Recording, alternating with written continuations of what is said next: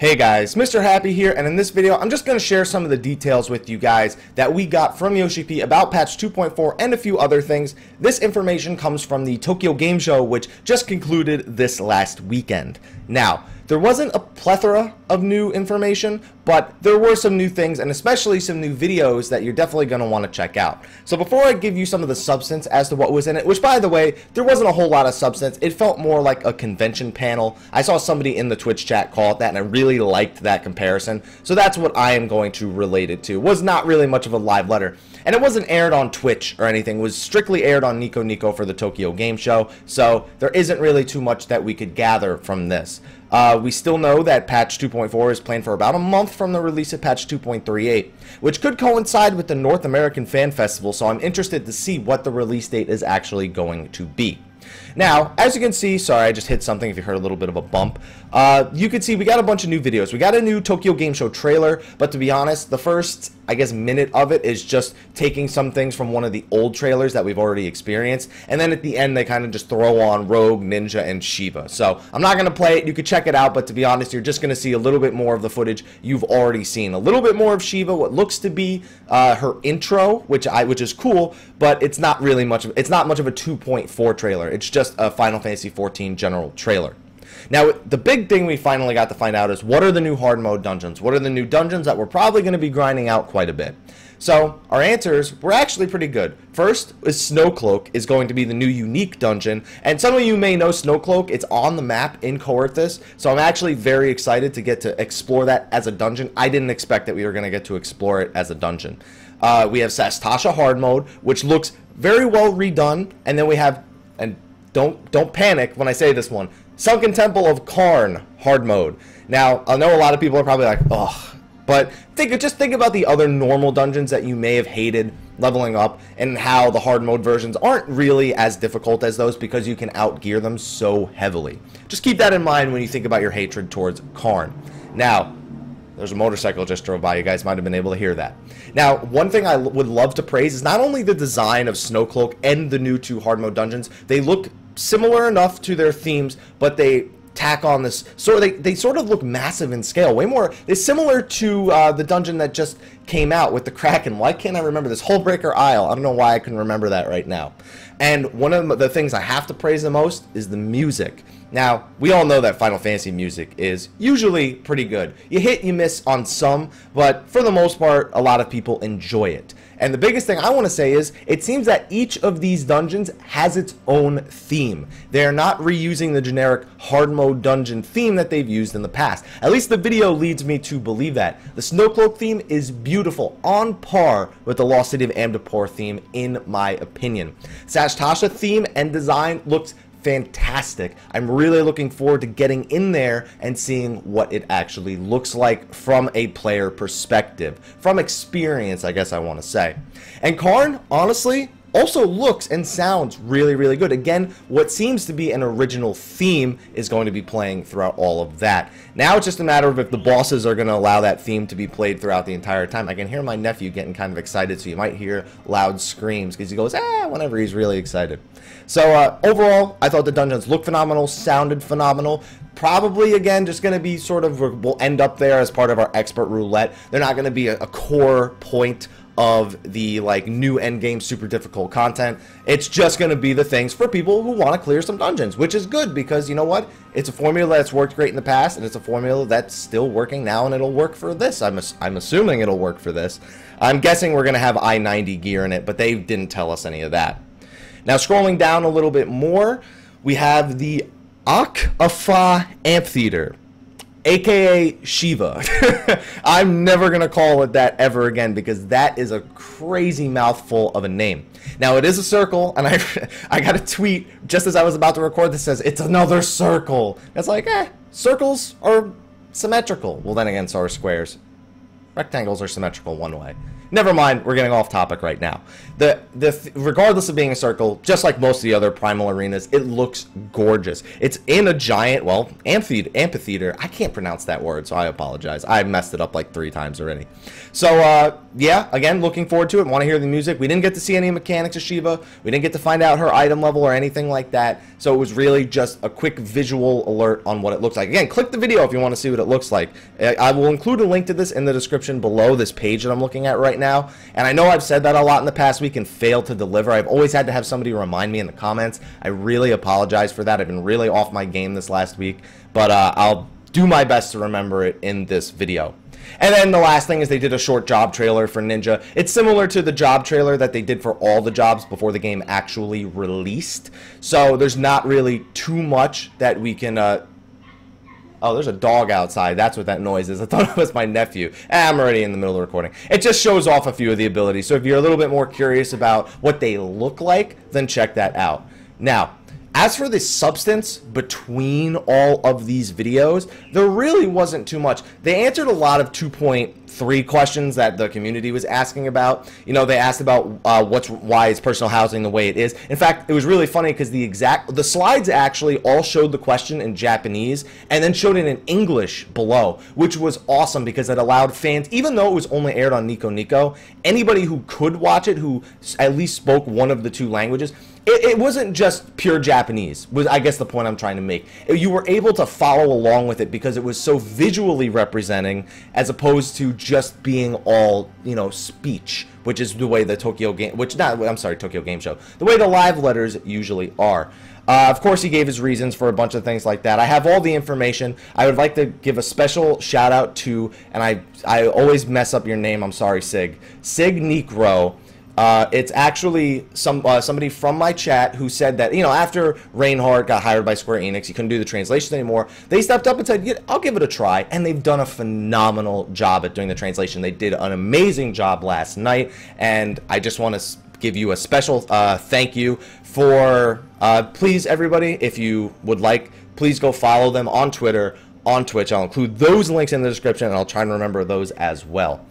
So, like, he said that one of the reasons for personal housing being mixed in with free company housing is because they didn't want free company housing to be phased out. Okay, understandable. I still don't agree with it, but at least they gave us a reason. You know, I don't have to agree with it. It's just the reason that they gave us. Sands and oils of time being more common was another question. He said, the item level is going to go up. You shouldn't worry about that right now. Item level's going up, so just let people get some gear. They also talked about the clarity on how many Nexus souls you have, and they said they have no intention of making it more clear. They kind of wanted it to be vague so people wouldn't be able to track progress. Yeah, go tell that to Reddit that you're not able to track progress on the Nexus. They'll tell you otherwise. New dies, minions, things like that. A lot of really just questions about 2.38. And then they moved on to 2.4. So Dreams of Ice was the name of the trailer, was the name of the patch. In case you didn't know, I made a video about it the other day. They then showed off the new dungeons. They showed off Shiva. As you can see, all these videos that I was just talking about, you know, how she'll be in the main scenario. But all of the core questions were not answered. We didn't get to find out the item level in the new dungeons, though I feel like it's undoubtedly item level 90 that's going to come from those. We didn't get to find out the new item level of Shiva. It's probably going to be between the 120 and between the 110 and 120 range. Excuse me. I'd assume with Ramuh's rings being brought up to 110, that Shiva will likely be 120, unless they have some sort of major change in the formula for the way item level is going to work, which is not likely. But you know, let's see.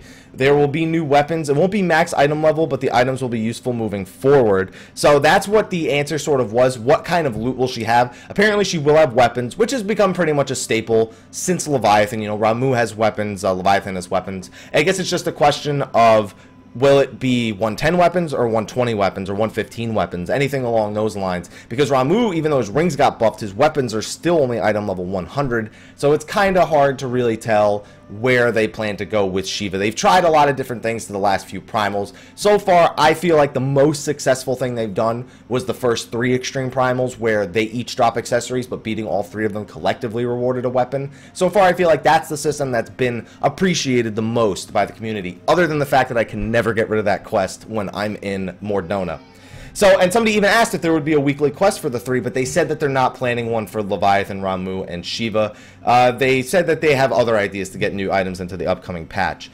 Now, unfortunately, again, with Rogue and Ninja, which was the next point of questions, they didn't really answer much. They didn't tell us cross-class skills. They didn't tell us what main stat they would use.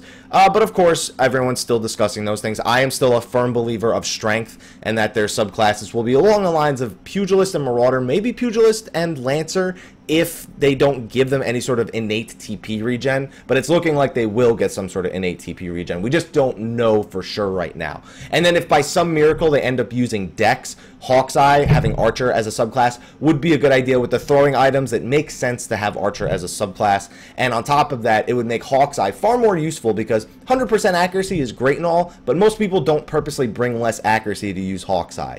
So having that being able to be more useful as a subclass ability would still be a good reason for Ninja to use Dex. I am still all aboard the strength train, though. I really think that they're just going to go all strength with it. Not that they can't, it's just my opinion. That's all it is. So they didn't really, they talked a little bit more about how it played. They said they don't do damage over time. They're not a dot class. That they play entirely differently from everything else, which leads me to believe it's more like the combo system that we would expect from rogues from other MMORPGs, but there's no way of us knowing that until we really play it. I have a video, in case you don't know, about the ninja abilities we know about so far. They were teased during the 14-hour live broadcast, but they didn't literally tell us what all of them do. It's kind of more of the community's way of just tracking it and sort of watching the video and relating it to the icons that were on the hotbars, that people sort of figured out what some of these abilities would likely do. So they just said that Ninja's different from everything else in the game, but they didn't give us, again, any sort of core details about the job or the class that precedes it. However, they did say there will be a special requirement. You can actually not pick Rogue as your starting class. And some people suspected this with the way that the main story plays out, but it's not exactly the way you'd think about it that way either. You need to be at least level 10. Basically, you can't pick it as a starter class, but as soon as you unlock the ability to pick a new class, then you can unlock it. You don't need to go through the whole story, level 50, get all that exposition before you can actually do it. It's a little bit of a strange requirement. I think that with such a popular genre is not the right word, but I'm going to roll with it anyway. A popular trope, somebody used that word in my last video, such as Rogue, that you think that maybe making it a starter class would be okay, but I mean, that would kind of cause them to have to remake the intro a little bit, I think. But I don't know what the reason is, but that is the special requirement. But again, they don't tell us much else, anything. Again, just sort of reminding us the third coil is going to be coming out. They don't know about Savage third coil yet. If it does come out, it'll be around 2.5.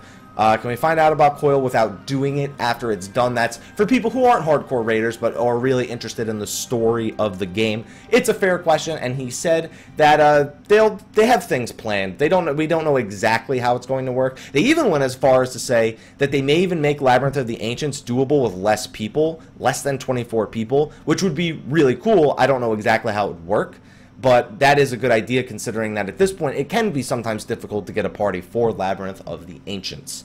Now, marriage, they said they are planning it for 2.45 currently, and it's not the marriage system, it's the eternal bond system. They really want to separate those two things, because an eternal bond can even be between just friends. So, things like that. There will be a special chocobo from it, and you know what, there's just more questions like that. Somebody even asked about the mirror drop rate in Leviathan Extreme. I didn't even know that was still relevant, but I guess there are people that do want that for vanity, the glowing Leviathan weapons for vanity. So it is a fair question still.